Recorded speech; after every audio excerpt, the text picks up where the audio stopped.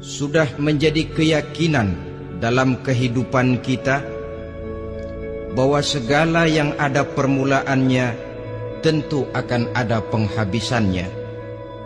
Setiap yang punya awal mesti akan punya akhir. Tidak ada keabadian dalam kehidupan dunia ini. Semuanya datang dan pergi silih berganti, berubah oleh pergeseran masa dan pertukaran waktu. Demikianlah kalau kita mau merenungi kehidupan dari alam di sekitar kita. Sejak dari kehidupan tumbuh-tumbuhan, binatang, sampai kepada kehidupan kita, makhluk bernama manusia. Lihatlah kita manusia misalnya. Dimulai sejak kita terlahir ke alam ini, keluar dari alam rahim ibu, menjadi bayi yang merah tidak berdaya, untuk kemudian berangsur meningkat menjadi anak-anak. Dari kehidupan anak-anak berubah lagi kita menjadi remaja dengan segala keceriaan dan kelincahannya, dan dari masa remaja naik lagi kita memasuki usia dewasa, untuk kemudian berangsur memasuki hari tua. Lalu setelah kita memasuki hari tua, sehari, seminggu, sebulan, setahun, sampailah kita kepada batas waktu yang telah ditentukan oleh Allah, yang dinamakan ajal, dan bertemulah kita dengan yang disebut maut. Ini merupakan kepastian dalam kehidupan. Kalau saja kita mau merenung perubahan-perubahan yang terjadi pada diri kita, seharusnya membuat kita insaf dan sadar. Di kala remaja kita begitu lincah, punya rambut yang hitam ikal berderai, punya lesung di pipit, punya senyum yang indah menawan setiap orang yang melihat, punya kulit yang kencang dan bersih. Manakala kita memasuki hari tua, perubahan frontal pun terjadi. Kulit mulai jadi keriput, rambut yang tadinya hitam ikal berderai mulai memutih, nikmat berkurang, gigi yang tadinya utuh dan sanggup mengunyah apa saja, satu demi satu permisi meninggalkan kita. Sangat boleh jadi dikala remaja kita senyum semua orang terpikat, dikala hari tua dengan kulit yang keriput dan gigi yang tidak ada lagi, manakala kita senyum mungkin orang bakal lari dari sekitar kita. Kemana keindahan yang tadinya begitu menawan? Kemana senyum lesung pipit yang tadinya menarik perhatian orang? Pergi meninggalkan kita, berubah oleh pergeseran masa dan pertukaran waktu. Nah, bila maut datang menjemput kita, selesailah kehidupan sampai di situ? Ternyata belum. Kalau lahir merupakan perpindahan hidup dari alam rahim ke alam dunia, maka mati hakikatnya merupakan perpindahan hidup dari alam dunia ini ke alam kehidupan yang berikutnya, yang dinamakan dengan alam barzah. Andai kata hidup cuma sekali, secara moral kita sanggup berkata, alangkah tidak adilnya Tuhan. Kenapa? Dalam kehidupan ini kan aneka ragam terjadi. Ada orang yang zolim, ada orang yang dizolimi. Ada orang yang membunuh, ada orang yang terbunuh. Ada orang yang kaya, ada orang yang miskin. Ada orang yang jujur, ada orang yang menghalalkan segala cara. Sehingga banyak ketidakadilan yang terlepas daripada pengadilan dunia. Lalu orang pun bilang, di dunia ini katanya banyak pengadilan tapi sulit keadilan. Di dunia ini mudah mencari pengadilan tapi sulit untuk mencari ketidakadilan. andai kata hidup cuma sekali, tidak akan ada hidup sesudah hidup yang sekarang ini. Bagaimanakah nasib mereka yang lepas dari pengadilan dunia ini? Alangkah tidak adilnya Allah, andai kata tidak ada kehidupan sesudah hidup yang sekarang. Tentulah akan terjadi di mana orang menghalalkan segala macam cara untuk mencapai tujuan. Yang penting kan saya kaya, yang penting kan saya punya jabatan dan kedudukan tinggi. Kalau perlu jilat atas, jilat atas. Kalau perlu sikut kiri kanan, sikut kiri kanan. Kalau perlu injak bawah, injak yang bawah. Ini prinsip daripada orang-orang komunis. Dan pantas karena mereka tidak percaya kepada kiamat. Pantas karena mereka tidak percaya akan adanya kehidupan sesudah hidup yang sekarang ini. Maka saya menghimbau kepada seluruhnya, kita sudah kadung menyepakati negara ini berdasarkan Pancasila.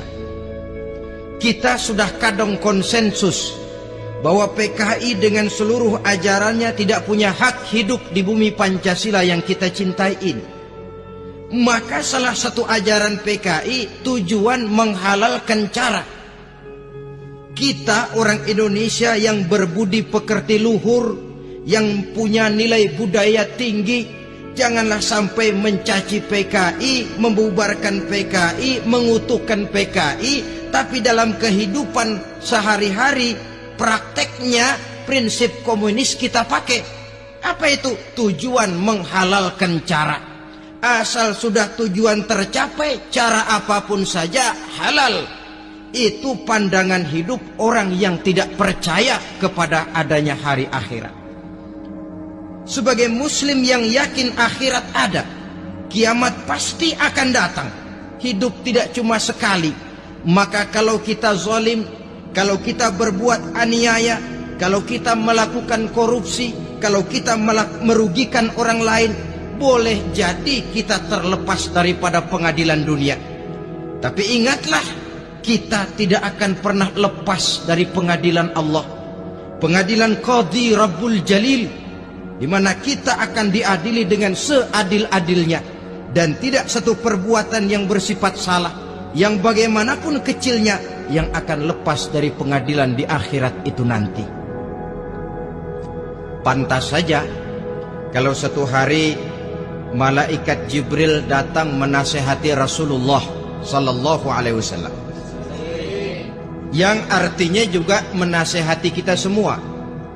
Apa kata malaikat Jibril kepada baginda Nabi? Ya Muhammad, ish ma syi'ta fa innaka mayyitun. Hai Muhammad, hiduplah semau kamu, tapi jangan lupa kamu pasti akan mati. Kalau memang dilarang tidak terlarang, dicegah tidak tercegah, kamu mau melaksanakan hidup menurut maumu sendiri, persilakan. Hiduplah menurut mau dan gayamu. Tapi jangan lupa, fa innaka mayyitun, satu saat kau pasti bakal mati. Dan mati itu bukan akhir dari segalanya. Dia babak baru bagi kehidupan selanjutnya. Silahkan hidup menurut maumu, tapi jangan lupa kau pasti akan mati. Wa'mal ma syi'ta fa innaka majziyun bih. Kerjakan apa saja yang kamu mau. Kalau kau mau menghalalkan segala macam cara, persilahkan halalkan segala macam cara. Tapi jangan lupa kau akan mendapat balasan dari seluruh amal perbuatanmu. Wa ahbib ma syi'ta fa innaka mufariquhu. Dan cintailah apa saja yang mau kau cintai. Kau cintai anak istrimu, silahkan. Kau cintai harta bendamu, tafadhal. Kau cintai tanah airmu, kau cintai pangkat dan jabatanmu, persilahkan. Tapi jangan lupa, fa innaka mufariquhu, kau pasti akan berpisah dan akan meninggalkan segala yang kau cintai itu. Apa artinya ini buat kita? Ternyata sesudah maut datang menjemput kita, ada kehidupan sesudah hidup yang sekarang ini. Ini yang mendorong kita untuk dalam kehidupan di dunia ini tidak melakukan prinsip saenake dewe, semaunya sendiri saja, asal perut kenyang, asal pangkat tinggi, asal harta dapat. Masa bodoh dengan merugikan orang lain, masa bodoh dengan menipu orang lain. Iku jenenge saenake dewe. Muslim tidak diajarkan. Ingat manusia, setelah kau mati, setelah kiamat datang, kau akan dibangkitkan, kau akan dimintakan pertanggungan jawab tentang kehidupan yang sekarang ini. Saudara hadirin, oleh sebab itu kalau kita bicara soal kiamat, soal akhirat, ini memang masalah yang gaib, yang sepenuhnya tidak bisa dicernakkan dengan kemampuan penalaran intelektual. Dasar di dalam membicarakan ini tidak lain adalah iman kita kepada Allah Subhanahu wa ta'ala. Bukan cuma zaman sekarang, dari zamannya Nabi. Orang itu kalau sudah bicara kiamat, bicara akhirat, ada yang ragu-ragu, ada yang menolak sama sekali. Bukan dari zaman sekarang, dari zaman dulu. Pernah kok satu saat Rasulullah itu dakwah, menceritakan, saudara-saudara, akan terjadi kiamat di mana Allah akan membangkitkan manusia dari kuburnya untuk memintakan pertanggungan jawab. Ini dalam dakwahnya Nabi pidato macam itu. Apa reaksi orang? Yang beriman ya mantap, tapi yang tidak beriman, bajingan-bajingan Quraisy ini, mereka bertepuk tangan, mengejek, mencaci. Malahan ini yang luar biasa, ada dua orang kafir namanya Ubay bin Ka'ab dan Al-As bin Wa'il. Mendengar pidato macam ini, mereka buru-buru pulang ke rumah. Ngapain? Ngambil pacul. Lalu berangkat nyari kuburan tua. Dia gali itu kuburan, tulang-tulangnya diangkut, dibawa ke depan Nabi. Ya Muhammad, tulang-tulang yang udah hancur begini, siapa yang bisa ngidupin lagi? Yang macam-macam aja kamu Muhammad, nggak rasional, nggak masuk akal. Allah menjawab. Apa kata Allah? وَضَرَبَ لَنَا مَثَلًا وَنَسِيَ خَلْقَهُ قال من يحيي العظام وهي رميم قل يحييها الذي أنشأها أول مرة وهو بكل خلق عليم. Mereka memberikan perumpamaan kepada kami, kata Allah. Mereka melupakan asal kejadiannya. Mereka bertanya, siapa yang sanggup menghidupkan tulang belulang yang sudah hancur kayak begini? Qul yuhyiha alladhi ansha'aha awwala marrah. Katakan kepada mereka Muhammad, yang akan menghidupkannya adalah Dia yang telah menciptakannya pertama kali dulu. Kalau Dia sanggup menciptakan, Dia tentu lebih sanggup lagi untuk mengembalikan reproduksi ciptaan itu sebagaimana semula. Yang paling kasihan yang ragu-ragu. Akhirat itu ada apa enggak sih? Kiamat itu ada apa enggak sih? Lantaran ragu-ragu, terombang-ambing dia antara harapan dan putus asa, antara kenyataan dan idealisme. Ada yang buta sama sekali 100% terhadap keadaan-keadaan sesudah mati. Perhatian mereka hanya tercurah kepada kehidupan sebelum mati. Yang mereka perhatikan siang dan malam tidak lebih daripada urusan perut. Pergi pagi, pulang sore, peras keringat, banting tulang. Cuma soal makan, soal minum, soal pakaian, soal kendaraan, soal rumah tangga, soal anak, soal istri. Yang mereka pentingkan hanya soal-soal politik misalnya, ekonomi, pembangunan dan industri. Untuk soal-soal kayak begitu giat betul, habis seluruh waktu untuk memikirkan meningkatkan kebudayaan, politik, sosial, ekonomi. Kadang-kadang kurang tidur, kurang istirahat, berkeliaran ke sana kemari ke tempat yang jauh-jauh, sampai kadang-kadang terkena stres, penyakit darah tinggi, ginjal, lever, untuk memikirkan hal-hal yang semata-mata karena dunia saja.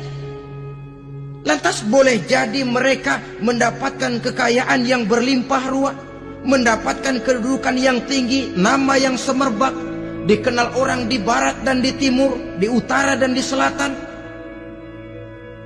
Tetapi alangkah kecewanya mereka jikalau datang ajal menjemput nyawa, mati mereka, meninggalkan harta yang banyak, nama yang masyhur.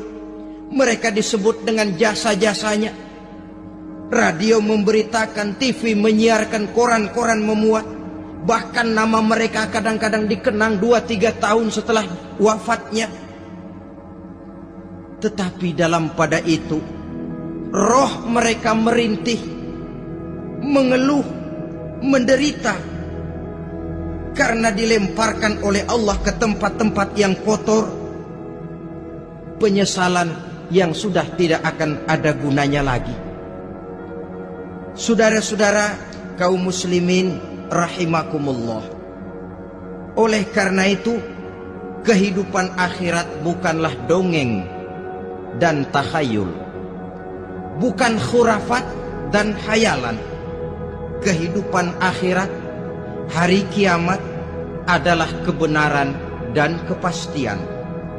Dalam surah Al-Hajj ayat ke-7, Allah subhanahu wa ta'ala menyatakan, wa anna as-sa'ata atiyatun la raiba fiha wa anna allaha yab'asu man fil kubur.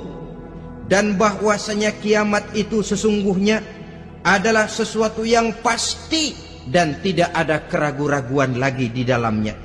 Dan bahwasanya Allah sungguh-sungguh akan membangkitkan manusia dari kuburnya masing-masing.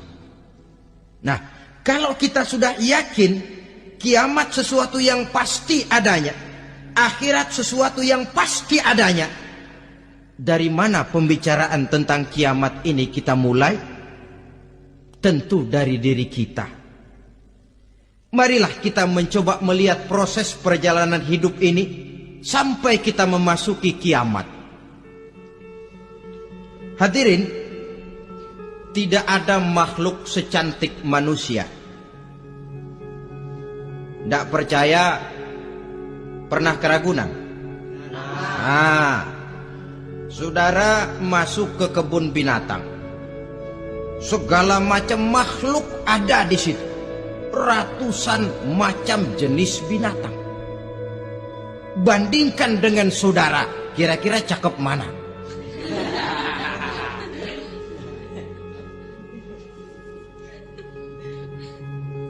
Dari seluruh makhluk yang diciptakan Allah itu, manusia fi ahsani taqwim, dalam bentuk yang paling sempurna, sejak susunan biologis sampai kemampuan berpikir. Biologis kita ya Allah, diciptakan kita begini rupa, diberikan 2 kaki untuk berjalan, 2 tangan untuk bekerja, diberikan 2 mata, dua-duanya di depan. Pernah saudara mikir kalau mata kita yang satu di depan, yang satu di belakang? Rasanya nggak laku kacamata itu.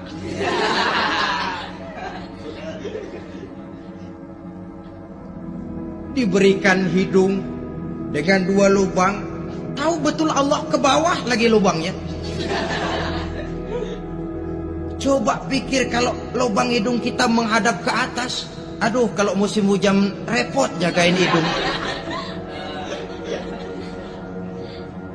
Laqad khalaqnal insana fi ahsani taqwim. Sungguh telah kami ciptakan manusia dalam bentuk kejadian yang paling sempurna ketimbang makhluk-makhluk Allah lainnya. Nah, kesempurnaan manusia ini oleh karena hidupnya terdiri dari dua unsur pokok. Pertama unsur jasmani dan kedua unsur rohani. Jasad dan roh. Jasad yang terlihat sekarang ini, potongan saudara yang ngejedok di depan saya ini jasad saudara. Ini yang berasal dari saripati makanan yang dimakan oleh bapak ibu kita.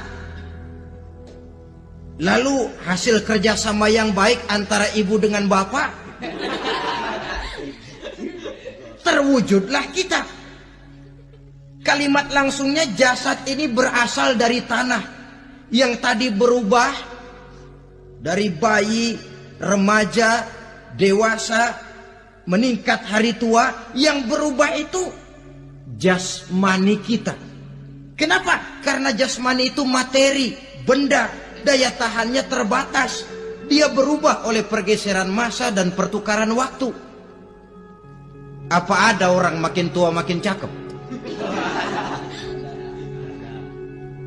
Jasmani oleh karena dia materi, dia berubah oleh pergeseran masa dan pertukaran waktu.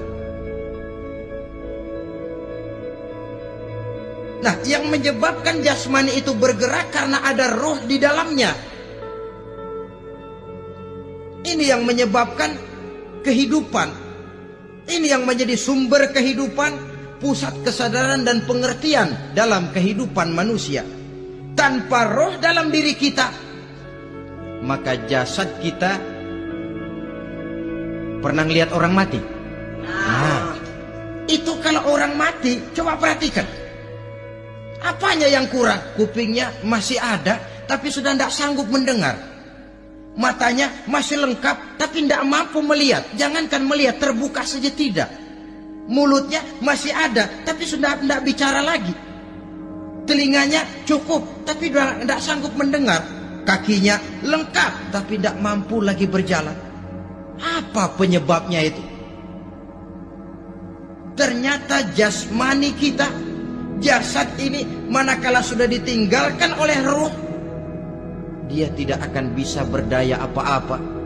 Tidak mampu berjalan, tidak pula berbuat, tidak pula bekerja apapun saja. Saudara-saudara, dua-duanya punya kebutuhan. Jasmani ada kebutuhannya, rohani pun ada kebutuhannya. Jasmani yang jelas perlu makan, perlu minum, perlu tidur, perlu pakaian, dan sebagainya. Nah, apabila saat berpisah datang, ajal sampai, berpisahlah roh dan jasad. Dan itulah yang dinamakan dengan maut. Jadi apa sih mati itu? Mati adalah berpisahnya roh dengan jasad. Sebab itu Islam sangat menganjurkan kita untuk banyak-banyak mengingat mati. Bagaimana caranya mengingat mati? Pertama, mati itu kan pasti. Kira-kira yang hadir di sini ada yang nggak mati nggak kira-kira? Semuanya bakal mati kan? Berani? Berani. Sekarang mau? Saudara, sebenarnya kalau kita merenung lebih jauh, orang itu tidak perlu takut mati. Walaupun tidak boleh terlalu berani menghadapi mati. Karena bagaimanapun takutnya kita kepada mati, toh dia pasti datang. Bagaimanapun beraninya kita mati, kalau belum ajal, dia tidak mati juga. Jadi muslim itu kan harus berani menghadapi hidup dan tidak takut menghadapi mati. Mati adalah sesuatu yang pasti. Muslim dianjurkan banyak-banyak mengingat mati dalam kehidupan. Caranya bagaimana? Pertama, berziarah, nengokin teman yang sakit. Ya? Suka nengokin teman yang sakit enggak? Oh, itu pahalanya kata Nabi. Menengok orang yang sedang sakit lebih afdol daripada sholat sunnah 1000 rakaat. Apa pernah saudara sembahyang sunnah sampai 1000 rakaat? Nengokin orang sakit pahalanya lebih afdol daripada itu. Kenapa menengoki orang sakit mengingatkan kita kepada mati?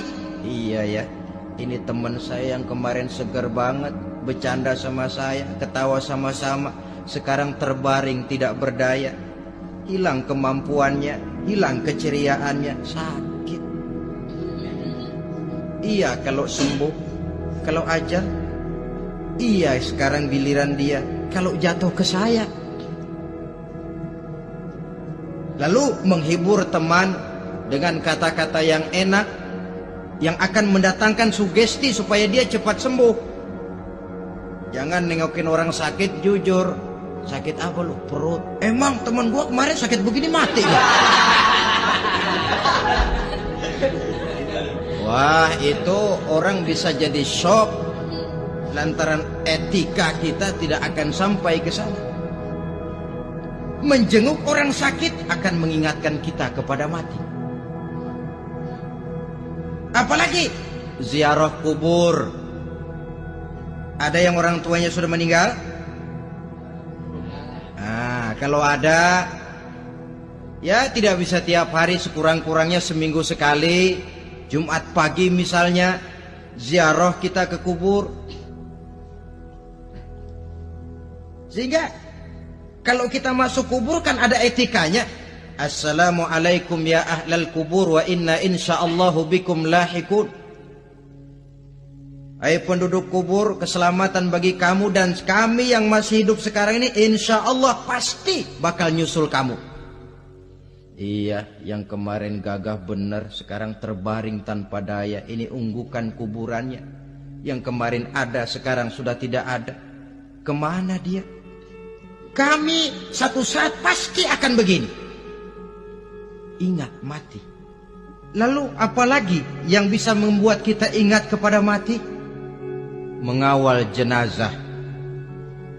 Bukankah sangat dianjurkan oleh agama? Bahkan kalau bisa sejak mengurusnya, memandikannya, mengkafankannya, menyolatkannya untuk kemudian mengantarnya ke kubur. Hari ini saya antar dia ke kubur, besok boleh jadi saya yang diantar orang. Hari ini saya solatkan dia, besok boleh jadi saya yang disolatkan orang. Hari ini saya masukkan dia ke liang lahat, besok mungkin giliran saya dimasukkan orang ke liang lahat.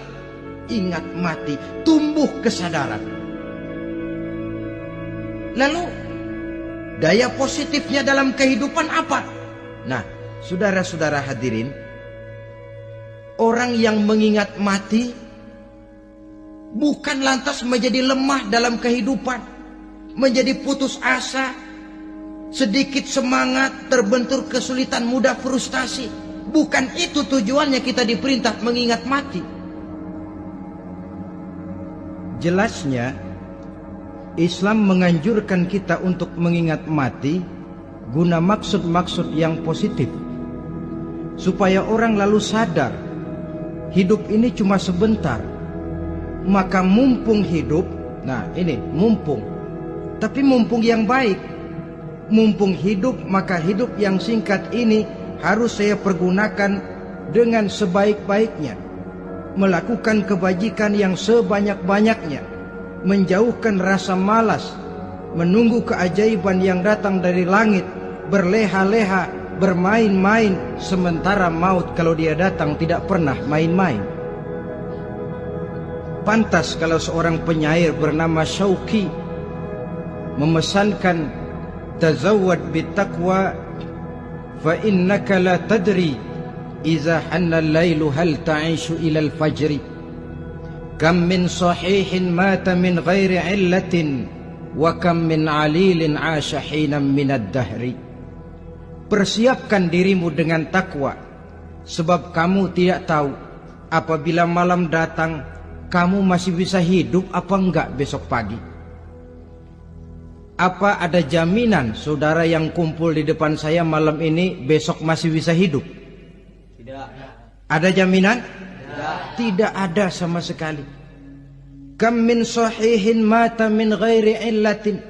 berapa banyak orang sehat mati nggak pakai sakit lagi?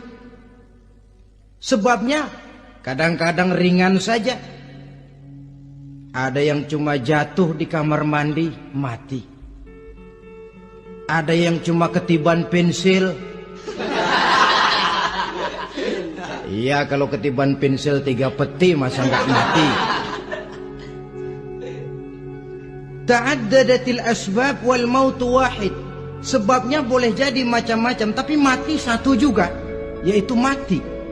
Dia seperti kelapa yang terlalu tua jatuh ke bawah, yang kembang baru keluar pun jatuh ke bawah. Itulah mati. Dia datang menjemput yang bayi, dia datang mengambil yang anak-anak, dia datang juga kepada yang remaja, kepada yang dewasa, kepada yang tua sekalipun. Jangan yang remaja lalu berpikir, gua rasanya masih jauh banget sama mati. Ini sesuatu yang pasti yang kita tidak pernah diberitahu kapannya. Kalau dikasih tahu kapannya kan kita bisa, umpama malaikat maut datang ke rumah saya, saudara Zainuddin kau mati 80 tahun lagi. Wah, saya kan berhitung, masih lama, poya-poya aja dulu Tapi ini tidak pernah diberitahu kepada kita. Lantaran tidak diberitahu itulah kita perlu bersiap-siap dengan selalu mengingat-ingat mati yang mendorong kita untuk berbuat positif. Satu contoh peringatan mati yang mendatangkan positif pada peristiwa ketika turun perintah hijrah.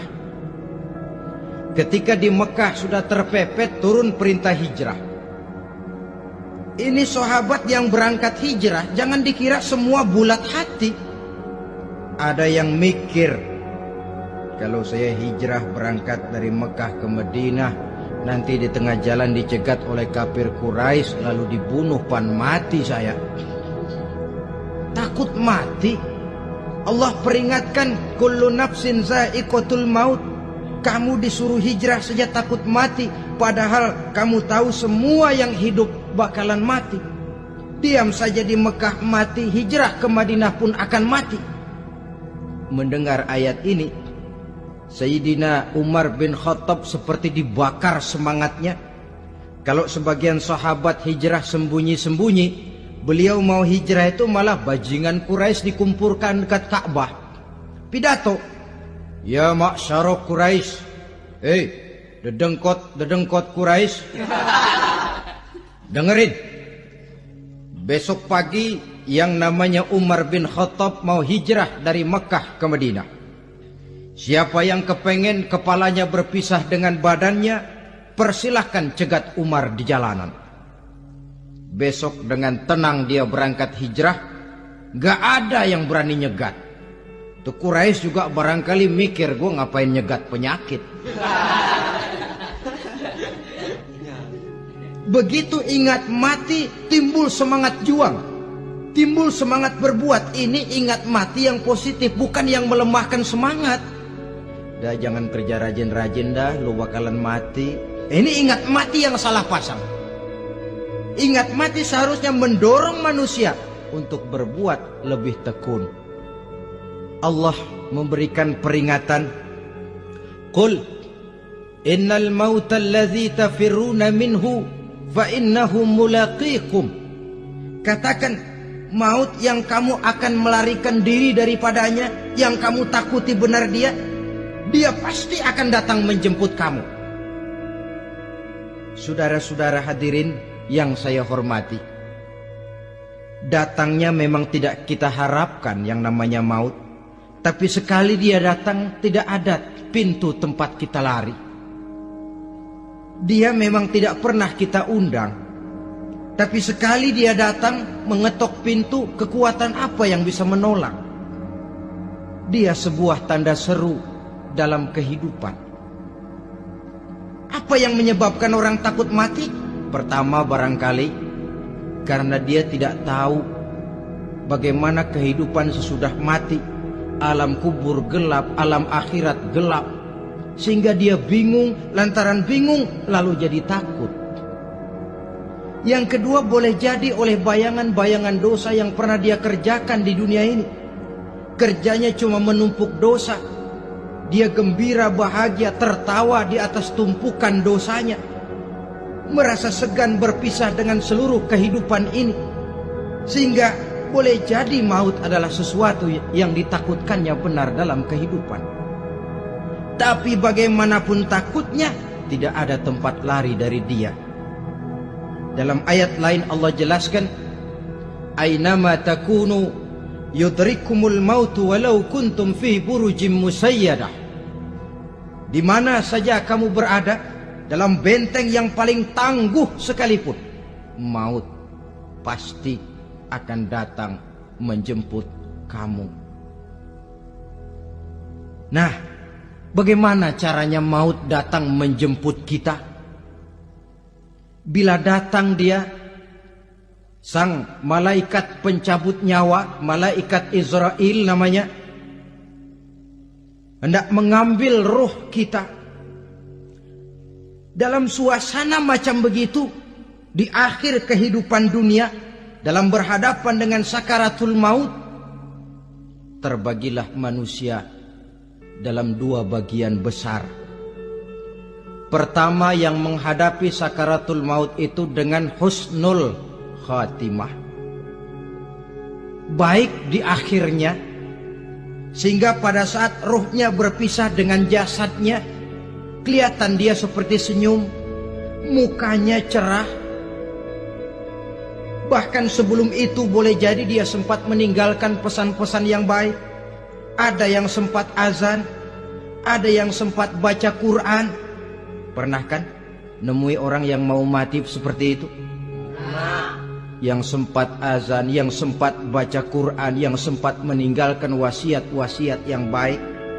Sebab apa? Malaikat maut datang menjemput mereka juga dengan baik-baik. Dicabut ruhnya perlahan-lahan, tapi sungguh pun perlahan-lahan. Pedihnya, sakitnya tetap tiada tara. Rasulullah Sallallahu Alaihi Wasallam, dikala beliau hendak berhadapan dengan sakaratul maut, diceritakan mencelupkan tangannya ke dalam gelas berisi air, lalu mengusapkannya ke muka beliau seraya berdoa, "Ya Allah, mudahkan saya dalam menghadapi sekarat ini." Beliau juga yang mengatakan bahwa sakitnya sakaratul maut sama dengan 300 kali bacokan pedang. Sehingga kita diajarkan doa. Di antara doa selamat itu kan ada, Allahumma hawwin alaina fi sakaratil. Ya Allah, mudahkan saya di dalam menghadapi sakaratul maut itu. Ketika ruh ini keluar dari jasad, mata masih mengikuti ruh itu. Jika kadang-kadang ada yang matanya terbelalak dan tidak sempat ditutup, terbuka terus, mengikuti ruh itu keluar dari jasadnya. Adapun golongan kedua, manusia yang ketika berhadapan dengan sakaratul maut mendapatkan su'ul khatimah, jelek di penghabisannya. Sekaratnya sudah setengah mati, lalu jelek juga di akhirnya, mati dalam keadaan yang tidak baik, tidak terpuji. Ada yang lagi megang kartu, mati. Ada yang lagi di tempat ngadu ayam, mati. Ada yang lagi di tempat pelacuran, mati. Ada yang lagi megang botol minuman keras, mati. Nih barangkali malaikat maut gemes banget nariknya, lu bajingan, lu tarik terus ya, ampun. Mati su'ul khatimah. Makanya bagus itu. Kadang-kadang di majelis-majelis taklim kan sering dibaca, Ya Allah biha, Ya Allah biha, Ya Allah bihusnil khatimah. Kan ada itu? Ada enggak? Saudara hadirin, mohon agar oleh Allah kita diberikan husnul khatimah, baik di saat ruh akan berpisah dengan jasad. Ini sesuatu yang pasti. Sang malaikat maut datang menjemput nyawa. Setelah ruh berpisah dari badan, maka tinggallah sang badan, ditangisi oleh semua yang kita tinggalkan. Sehingga kepada putrinya Fatimah, ketika malaikat maut datang hendak menjemput baginda Nabi, beliau berkata kepada anaknya, Fatimah, kamu tahu siapa yang datang? Saya tidak tahu, Bapak. Yang datang hadimul lazat. Itu dia yang menghancurkan seluruh kesenangan dunia. Wa qati'u syahwat, yang memisahkan kita dengan seluruh yang kita cintai. Dia malaikat maut, Pak. Manakala jasad sudah ditinggalkan oleh ruh, itulah yang dikerubungi orang. Anak menangis, istri menangis, orang tua bersedih, teman-teman merasa kehilangan, menangisi jasad. Diuruslah jasad kita, dimandikan sebagaimana mestinya, dikafankan dengan kain putih 3 lembar. Itu yang hendak kita bawa kembali ke tempat asal kita. Pakaian sutra, jas yang mereknya Switzerland wool, kain yang Samarinda, sepatu yang Belly atau Beltoni, jam tangan yang Rolex, kendaraan yang serba mewah. Tidak ada yang menyertai kita. Kain putih 3 lembar itu saja lagi. Demi setelah dikafankan, dibujurkan kita menghadap ke arah kiblat, orang banyak pun datang menyolatkan kita dengan 4 takbir, diiringi dengan doa. Lalu upacara pelepasan, berangkat kita meninggalkan anak, istri, suami, kampung halaman, tanah air, bahkan alam dunia ini. Selamat tinggal alam dan seluruh isinya. Tinggallah yang tinggal. Saya akan kembali ke tempat asal dari mana saya datang, untuk kembali mempertanggungjawabkan seluruh perbuatan saya dalam kehidupan ini. Manakala upacara pelepasan selesailah sudah, dimasukkan kita ke keranda jenazah, digotong orang, bismillah wa ala millati rasulillah, dibawa ke tempat peristirahatan terakhir katanya. Padahal dulu kalau mau kita istirahat, ke villa lah kita, ke Bali lah kita, ke Hong Kong lah kita, ke tempat-tempat tamasya yang indah. Oh, rupanya akan sampai juga perjalanan menuju tempat peristirahatan terakhir, yang luasnya tidak akan lebih dari 2 kali 1 meter. Diusung orang kita, diantarkan orang banyak. Manakala sampai ke atas liang lahat, pengusung jenazah dibuka, diturunkan kita ke liang lahat, dibaringkan. Gumpalan tanah akan jadi bantal kita. Muka dibuka, dihadapkan ke arah kiblat. Setelah itu ditutup liang lahat kita dengan kayu. Masih belum kurang, diuruk dengan tanah. Yang menguruk orang-orang yang tadinya mencintai kita, menyayangi kita. Tapi ketika jasad sudah ditinggalkan ruh, habis rupanya cintanya. Coba jasad kalau sudah ditinggalkan ruh, 3 hari aja di rumah, serem. Ya mayit, siapa yang betah nemenin mayit?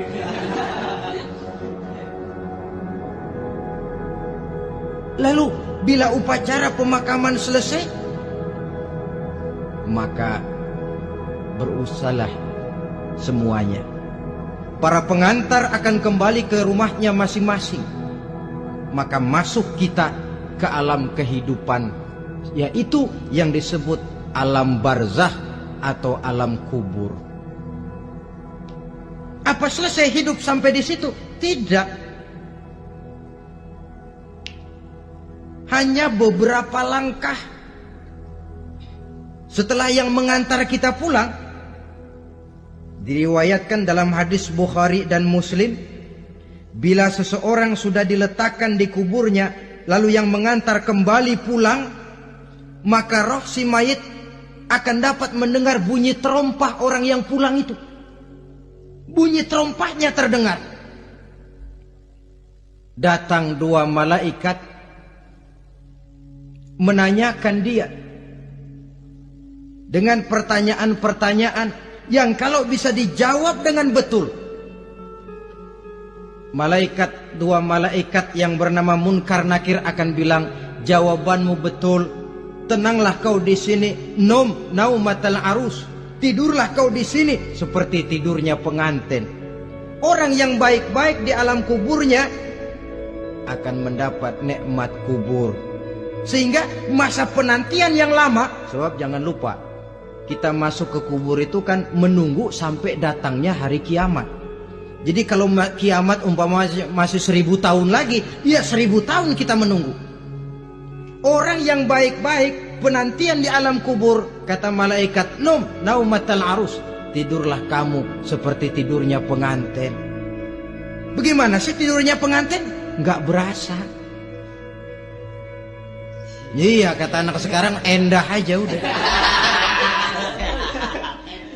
Begitu mendusin pagi, kata lakinya, malam sebentar bener ya Neng. Sebentar betul katanya malam. Ya tentu saja tidak terasa. Kenapa? Dia tidak pernah memikirkan waktu.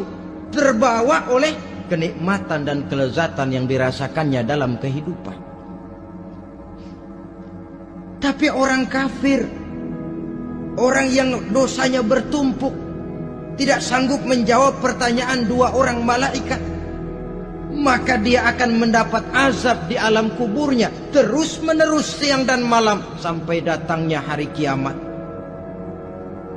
Ibarat maling ayam ketangkep, belum masuk pengadilan udah digebugin duluan. Kan begitu kan? Ada maling ayam nggak di sini? Nah, itu yang nyaut tadi pengalaman itu. Di sidang belum divonis, belum digebugin babak belur. Saudara hadirin, maka alam kubur bisa merupakan raudhatun min riyadil jannah. Taman di antara taman-taman surga, pun juga bisa merupakan hufratun min hufarin niran, menjadi liang daripada neraka. Ada lagi riwayat yang dari Imam Muslim yang diperoleh dari Zaid bin Sabit. Zaid bin Sabit cerita, satu hari kami bersama Rasulullah sallallahu alaihi wasallam berada dalam kebun kepunyaan Bani Najjar. Rasulullah sedang duduk di atas keledai. Tiba-tiba entah bagaimana itu keledai terkejut, kaget, berontak, hampir Rasulullah jatuh. Rasulullah kemudian bertanya, rupanya di kebun itu ada kuburan tua, 5 atau 4 kuburan. Rasulullah lalu bertanya, saudara-saudara ada yang tahu nggak ini kuburan siapa? Nggak ada ya Rasulullah. Memang kenapa? Ini penghuni kuburnya lagi disiksa oleh Allah. Andai kata boleh saya mohon kepada Allah supaya kamu dengar seperti yang saya dengar, andai kata saja kamu kuat mendengarnya, saya pasti akan berdoa. Tapi sayang, saya yakin kamu pasti tidak akan kuat mendengar mereka mendapat azab di kuburnya. Hadis sahih riwayat Imam Muslim dari Zaid bin Sabit.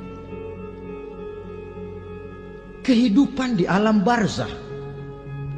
Pak, iya kalau yang matinya dikuburin.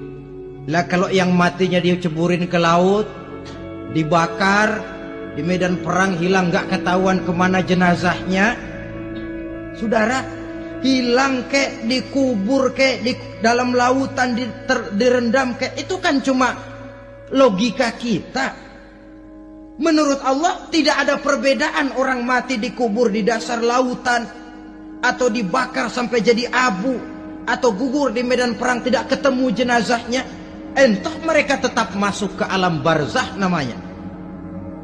Jasad boleh hancur, tapi roh sebagai sumber kehidupan, pusat kesadaran dan pengertian, dia tetap ada, mengalami kebahagiaan dan kegembiraan, atau mengalami kepedihan dan penderitaan, bergantung kepada amalan yang kita lakukan dalam kehidupan di dunia ini.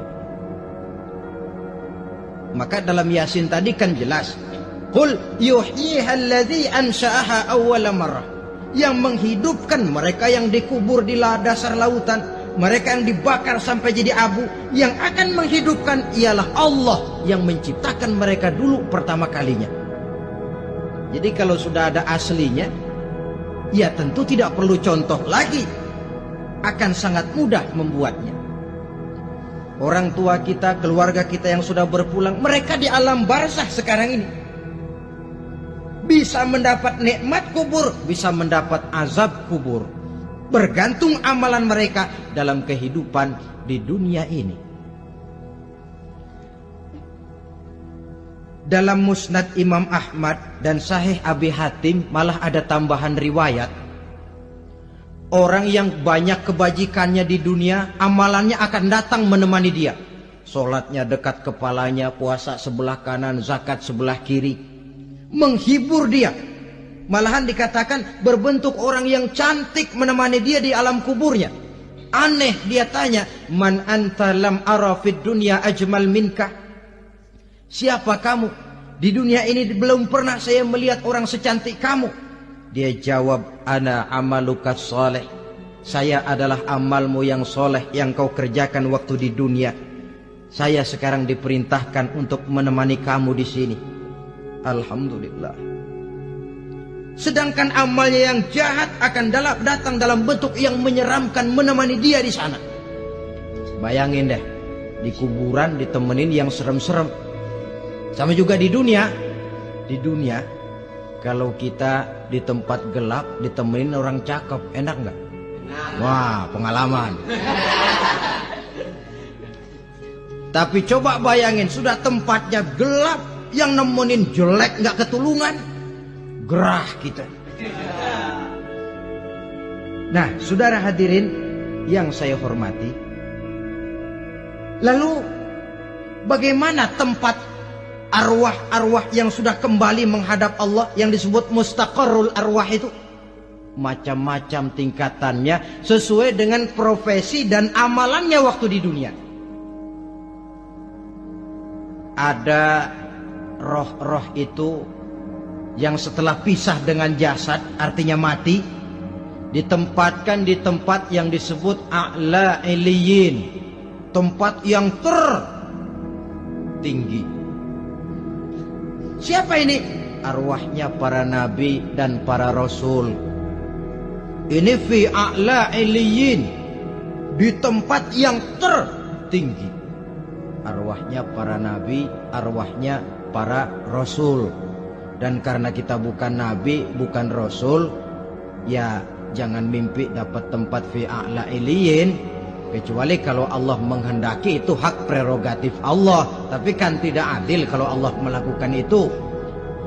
Ini kelompok roh-roh yang masuk golongan VIP, the first class. Para nabi, para rasul. Lalu ada pula roh-roh itu yang setelah pisah dengan jasadnya diumpamakan seperti burung-burung hijau yang berterbangan di perkebun-kebunan surga. Roh siapa mereka ini? Rohnya para syuhada, orang-orang yang mati syahid gugur membela agama. Nah, ini bedanya orang mati syahid dengan pahlawan, ya. Apa bedanya syuhada dengan pahlawan? Kalau syuhada, orang yang gugur membela agama, niatnya karena Allah, mati syahid. Kalau pahlawan, orang yang gugur membela negara, orang yang dianggap berjasa kepada pemerintah. Klimaksnya, kalau orang mati syahid jelas surga, tapi pahlawan belum tentu surga. Kenapa? Bergantung kepada negara macam apa yang dibelanya dan pemerintah model mana yang dibelanya. Di negara-negara komunis misalnya, banyak nggak pahlawan? Dengan sekian tanda jasa yang mati di medan perang dan sebagainya. Kira-kira pahlawan komunis masuk surga enggak?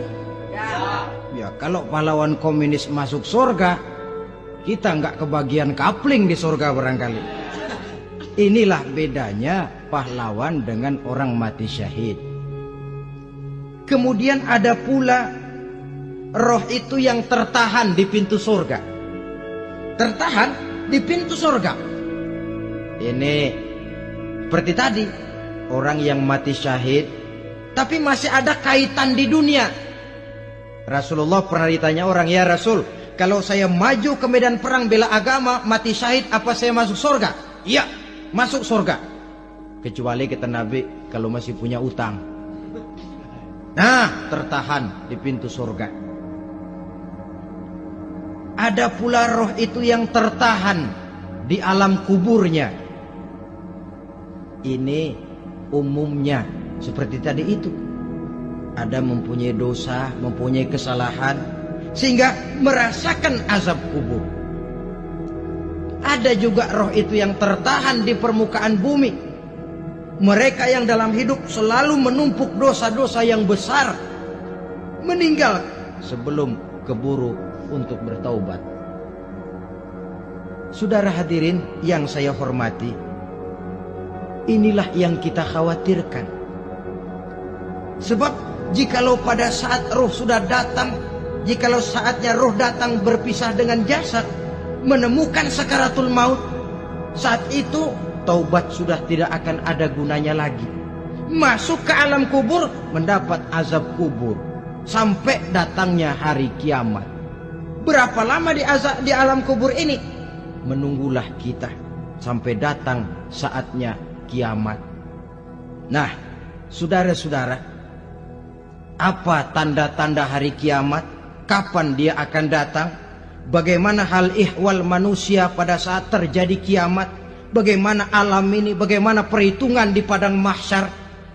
Insya Allah akan saya ungkapkan pada bagian kedua dari ceramah ini. Insya Allah kita akan lanjutkan pembicaraan ini sampai kepada terminal paling akhir, surga dan neraka. Inilah saja pertemuan kita pada kesempatan kali ini. Terima kasih banyak atas segala perhatian. Mohon maaf atas segala kekurangan. Wabillahi taufiq wal hidayah. Wassalamualaikum warahmatullahi wabarakatuh. Waalaikumsalam warahmatullahi